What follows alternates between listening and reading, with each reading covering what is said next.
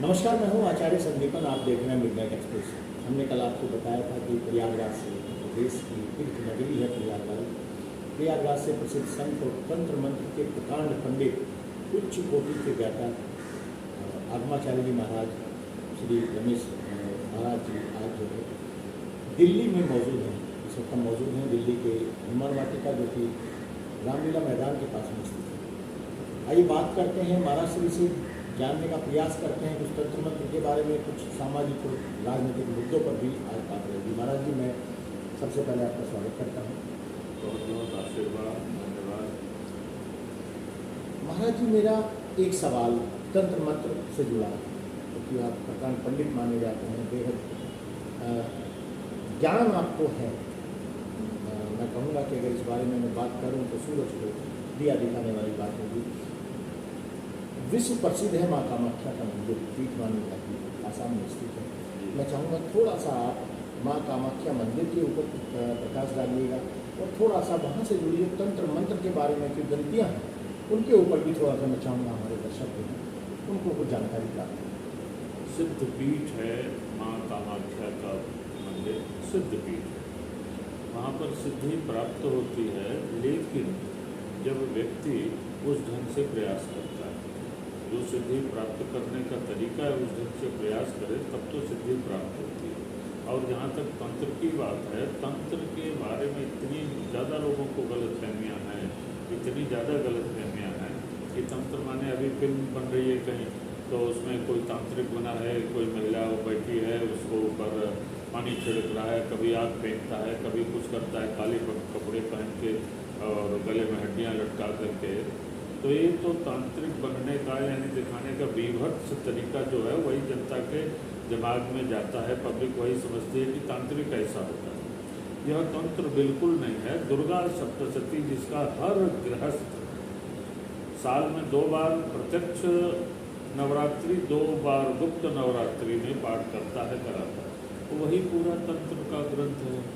और वही जो है वहाँ पर भी कामाख्या में भी उन्हीं मंत्रों का प्रयोग होता है जो आपके घर में होता है। दुर्गे स्मृता हर्ष भीतमिशेष जंतु स्वस्थ स्मृता मतिमति शुभम ददासी दारिद्र दुख भय हारणिका तो नन्या सर्वोपकार करणाय सदार्थ चिंता।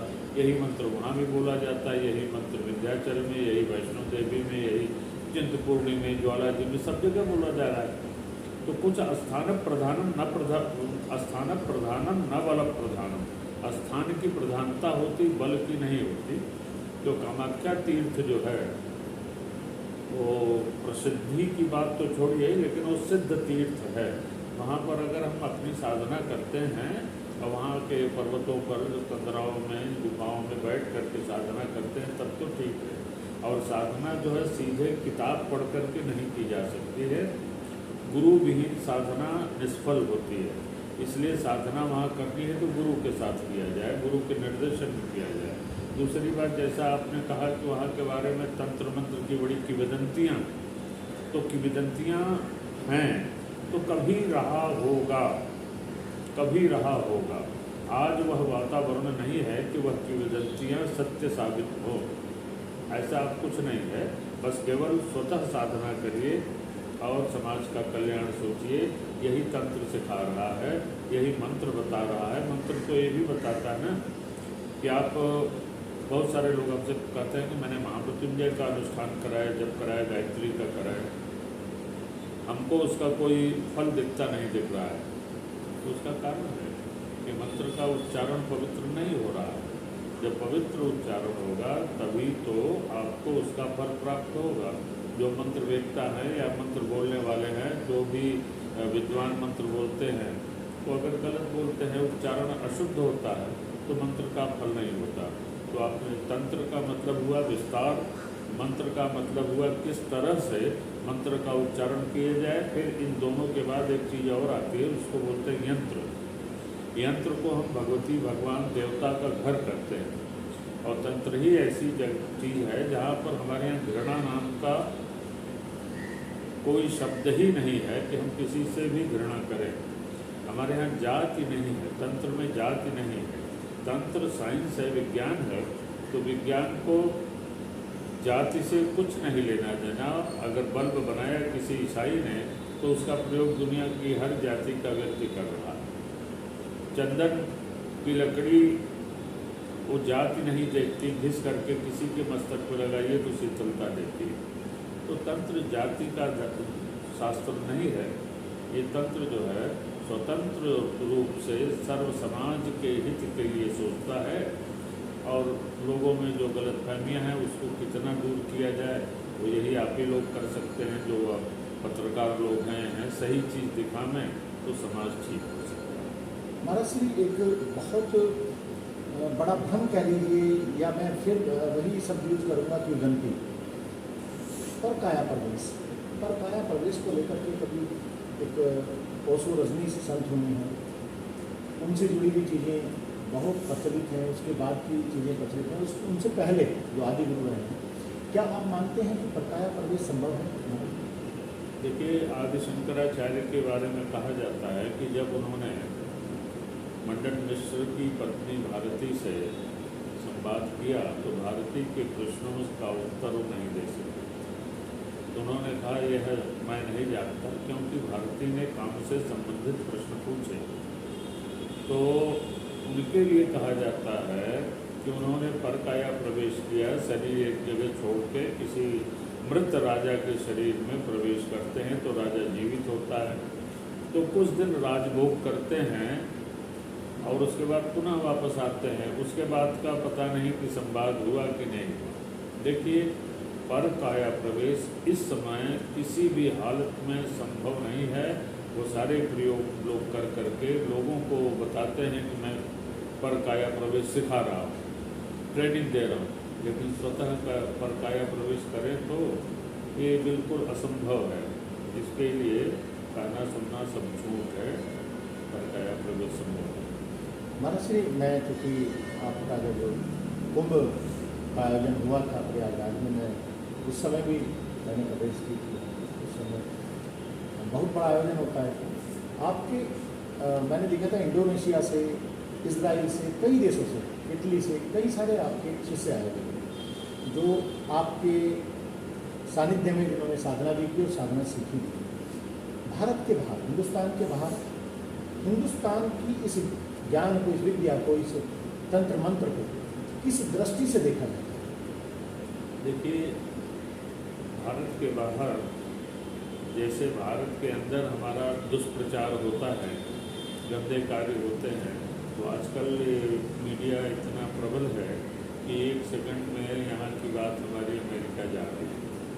तो जो हमारे कुकृत्य यहाँ के देखते हैं तो उनको घृणा होती है। लेकिन ये सबसे बड़ी सोचने की बात है कि जो यूरोपियन है या विदेशी हैं वो ज्ञान को परखते हैं कि हाँ कहाँ रुकना चाहिए, कहाँ नहीं रुकना चाहिए, और उनको जो साधना सिखाई जाती है, समझाई जा सकती है, बहुत आस्था से उस साधना को करते हैं, विश्वास के साथ करते हैं। हमारे यहाँ तो गुरु के ऊपर भी विश्वास नहीं है किसी को।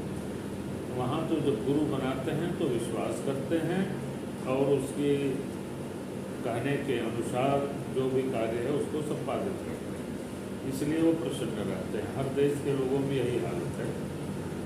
बाहर जाता हूँ या बाहर से लोग जब हमारे पास आते हैं तो उनको प्रसन्नता होती है कि हम अपने गुरु से कुछ सीख रहे हैं, उनको शांति मिलती है, लेकिन उनको लोभ नहीं होता कि हम गुरु से ही कुछ ले लें। भारत की स्थिति बहुत दयनीय हो रही है, अब ईश्वर ही इनकी रक्षा करें भारतीयों की। महाराज श्री, तंत्र मंत्र के बारे में कहा जाता है कि अगर एक नियम के साथ उसकी पद्धति जो है उसके हिसाब से तंत्र मंत्र किया जाए तो ये बड़ा उचित फल देता है। तो आजकल बहुत छोटी छोटी देख रहे हैं परिवार टूट रहे हैं, परिवारों में छोटी छोटी बातों पर उग्रता आ जाती है, फैमिली मेम्बर्स के बीच में परिवार टूटते हैं, तलाक होते हैं, माँ बाप का सम्मान जो है वो कहीं होता जा रहा है। क्या मानते हैं कि अगर कोई ऐसी साधना या पूजा धर्म की जाए जिससे इन सब चीज़ों में कमी आए, या फिर मैं कहूँ कि इनसे एक तरीके जो लड़ाई झगड़े होते हैं, बेरोजगारी भी होती है, उनसे मुक्ति मिल सकती है? देखिए, जो पारिवारिक क्लेश होता है दोनों तरफ होता है। एक तरफ जहाँ दरिद्रता होती है वहाँ भी क्लेश होता है, जहाँ संपन्नता होती वहाँ भी पारिवारिक क्लेश होता है। यदि उदाहरण के स्वरूप में आपका अंबानी परिवार 2 भाई, कोई कमी नहीं थी, झगड़ा हुआ अलग हो गए, तो उनके यहाँ तो कोई कमी नहीं थी। हमारे यहाँ तो कमी है, कमी की वजह से लड़ रहे हैं। कुछ ऐसी बातें हैं कि ठीक ठाक परिवार है और छोटी छोटी बातों पर जैसे आपने कहा क्रोध आता है, तो इसके लिए हम साधना जो कराते हैं, थर्ड आई तीसरा नेत्र जागरण का साधना कराते हैं और यज्ञ कराते हैं। हर परिवार में यज्ञ होना चाहिए। यज्ञ तो आज हिंदू परिवार में होना ही बंद हो गया है, हवन होना ही बंद हो गया है। कभी 2-4 साल में कभी हुआ, कोई शादी पड़ा किसी का हुआ तो वो थोड़ा सा हवन धुआं उठा के, अगर कुछ नहीं वैसे तो नित्य हवन होना चाहिए, नहीं तो साप्ताहिक हवन तो हर परिवार को करना चाहिए, सब लोगों को बैठ के करना चाहिए। अगर हवन होगा तो क्लेश नहीं होगा, क्रोध समाप्त होगा। ऐसी ऐसी सामग्रियां हैं हवन में क्रोध समाप्त करने के लिए। हम अपने अनुष्ठान में, एक परिवार था वहाँ ईरान का, लंदन में रहते थे लोग, उनके यहाँ बड़ा क्लेश था। हमने बताया नहीं इससे क्या होगा, धुआं से क्या होगा, क्या हो सकता है, कुछ हो जाए, प्रयोग कर ही लो। उनके यहाँ वो हमने हवन कराया मंत्रोच्चार के साथ और 3 दिन कंटिन्यू हुआ। आज तक उस परिवार में किसी तरह का कोई क्लेश नहीं हो रहा है, कोई लड़ाई नहीं हो रही, सब अपना काम कर रहे हैं, प्रसन्न रह रहे हैं। तो हवन अगर यज्ञ अगर होगा आपके यहाँ, तो यज्ञ से बढ़ के संसार में कोई दूसरी औषधि नहीं है आपको ठीक करने। महाराज श्री बहुत बड़ा विवाद राजनीतिक मुद्दा है, उस पर आपका जवाब चाहूँगा। लाउड स्पीकर को लेकर के चला देश के अंदर, हनुमान चालीसा को लेकर चला, नमाज को लेकर के चला, आप इसे किस दृष्टि से देखते हैं? क्योंकि आप कहीं ना कहीं अध्यात्म से भी जुड़े हैं, तंत्र मंत्र से जुड़े हैं, योग से जुड़े हैं, कि जो ये चल रहा है लाउड स्पीकर उतारे जा रहे हैं, आप इसे कैसे देखते हैं? उचित हो रहा है, अनुचित हो रहा है? किसी भी धर्म स्थल से जो लाउड स्पीकर को, चाहे वो मस्जिद हो, मंदिर हो, कोई भी हो, गुरुद्वारा हो, सबसे लाउड स्पीकर को हटाया जा रहा है ताकि प्रदूषण ना फैले, ध्वनि प्रदूषण ना फैले, कम हो जाए। ध्वनि प्रदूषण के लिए तो मैंने कई बार अपने कुंभ मेला में, माघ मेला में भी अधिकारियों से कहा कि, और स्वयं मैं अपने शिविर में जो कार्यक्रम करता हूँ तो उसमें बॉक्स लगाता हूँ और अपने अंदर जितने बैठे हैं उनको सुनाऊँ, जो सुनने के लिए आए, जो सड़क पर चल रहे हैं उनको सुनाने का हमारा कोई ध्येय नहीं, कोई उद्देश्य नहीं। चाहे मंदिर हो चाहे मस्जिद हो, अगर इस तरह की चीज़ है, जबरन आपके कान में राम राम फेंका जा रहा है, हम राम राम नहीं सुनना चाहते, हम ओम नमः शिवाय का जप कर रहे हैं, तो क्यों कर रहे हो ऐसा ना? अच्छा, कुछ जगह ये हनुमान चालीसा के पाठ की बात कर रहे हैं, बस केवल हनुमान चालीसा का पाठ, जो लोग बोल रहे हैं हनुमान चालीसा का हम पाठ करेंगे, पूरा हनुमान चालीसा शुद्ध रूप से पढ़ नहीं पाएंगे। अब हनुमान चालीसा हम किसी के घर में जबरन काहे को पाठ करेंगे? वो हमारे घर में पाठ करने की चीज़ है ना। अब तो ये देखिए, ये जो हमारे देश का दुर्भाग्य है कि राजनीतिज्ञ इन सब चीज़ों में दखल दे रहे हैं, इसका प्रयोग कर रहे हैं, देश का दुर्भाग्य है।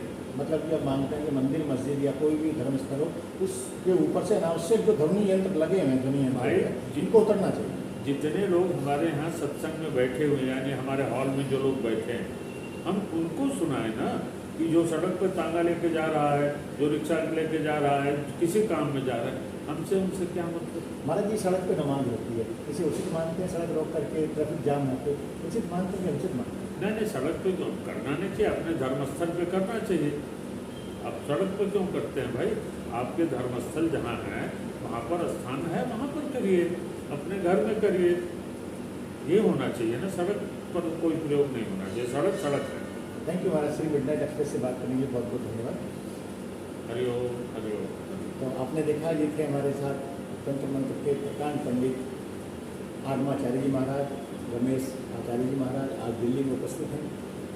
हमने आज इनसे बात की, जानने का प्रयास किया तंत्र मंत्र के बारे में, कुछ राजनीतिक सवाल भी हमारे रहे। शेयर जरूर करिएगा, कमेंट करके बताइएगा महाराज श्री से वार्ता कैसी रही।